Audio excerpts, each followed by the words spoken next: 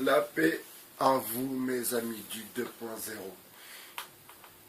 Alors, je fais cette petite vidéo pour essayer de vous faire comprendre pourquoi j'ai fait ces vidéos, car souvent cette question revient sans cesse, parce que les gens ont souvent l'habitude d'avoir quelque chose à vendre.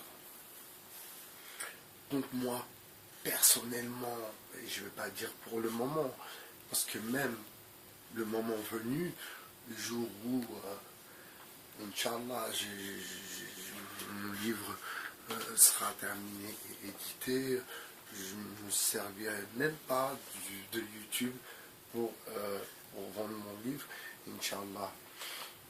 Non, moi si j'interviens, si j'ai décidé d'intervenir dans certains débats, si j'ai décidé aussi d'apporter un peu de ma critique et de mon savoir, de mon expérience, c'est surtout pour faire avancer le débat. Vous savez, il y a nos anciens, ceux qui sont fait duper par SOS Racisme. Il ne faut pas oublier ces anciens et je pense qu'il faut les venger. Il faut les venger, car eux, ils y croyaient réellement à ce changement. Ils y croyaient à cette France qui est en train de changer, à cette France où, dorénavant, on ne jettera plus les Arabes dans la Seine. Et pourtant, qu'est-ce qui s'est passé avec je ne me souviens plus de son prénom, que Dieu ait son âme, il a été jeté dans le canal de l'Ourcq, il n'y a pas très longtemps, qu'il repose en paix. Salutations à sa famille. Les bavures policières existent toujours. Nous sommes toujours dans un état policier. Il ne faut pas se raconter d'histoire. Il ne faut pas se raconter d'histoire. Tout est fait pour et la finance. Donc demain, c'est vous, c'est nous qui devrons décider comment les choses doivent se passer, comment les choses devraient se passer, parce que apparemment et jusqu'à présent, sincèrement, dites-moi qu'est-ce qui a changé. Les socialistes qui vont bombarder la Syrie, c'est ça? Laurent Fabius qui dit que El Nosra a fait du bon boulot, c'est ça. Michel Collomb nous prévient, nous a prévenu. Michel Collomb nous a bien dit qu'il y a des informaticiens israéliens, il y a une équipe qui est payée pour ça, pour aller sur les sites internet et pour aller troller un peu à gauche et à droite. Donc faites attention à qui vous parlez.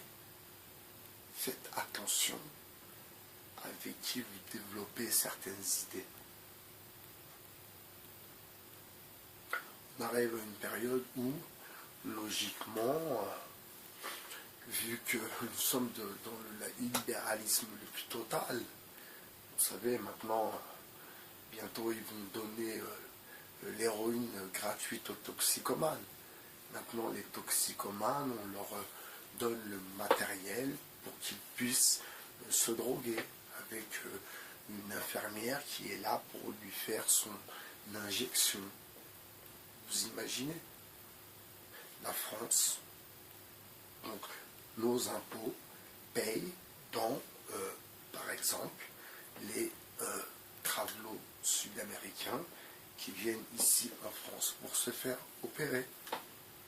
Car ce sont des textes de loi qui ont été votés par ces députés, ces élus qui vont de temps en temps à Bruxelles, pas tous bien sûr, à 5 000 € le mois, tout frais payé, voilà quoi, il faut arrêter. Il faut arrêter. Je suis pas les agents, des informateurs. C'est pour ça qu'au 2.0, on informe, plutôt l'information. On n'est pas dans la désinformation. Parce qu'on vit des choses, on voyage, on voit souvent le décalage. Je vais pas à l'autre bout du monde. Hein. Et rien, quand je vois la vie en Belgique, c'est incroyable comment une société peut être manipulée. C'est incroyable.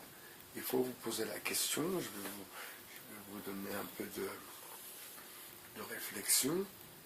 Comment ça se fait qu'en Hollande, le cannabis avait été légalisé? Comment ça se fait qu'en Hollande,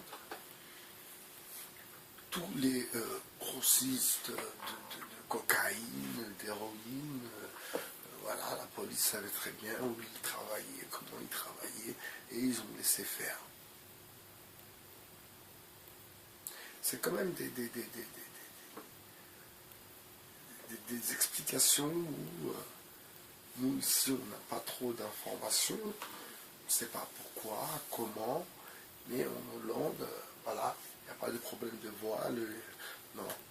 Vous voyez, il y a certains questionnements sur la société, sur des sociétés, et il y a beaucoup de choses à comprendre. Et sur le 2.0, en l'occurrence, on veut comprendre et on veut vous forcer à comprendre. Plutôt, on veut comprendre ensemble. Voilà, réflexion soudaine, partie 4. Allez, ciao, passez une bonne nuit et je vous dis à très très bientôt sur le 2.0.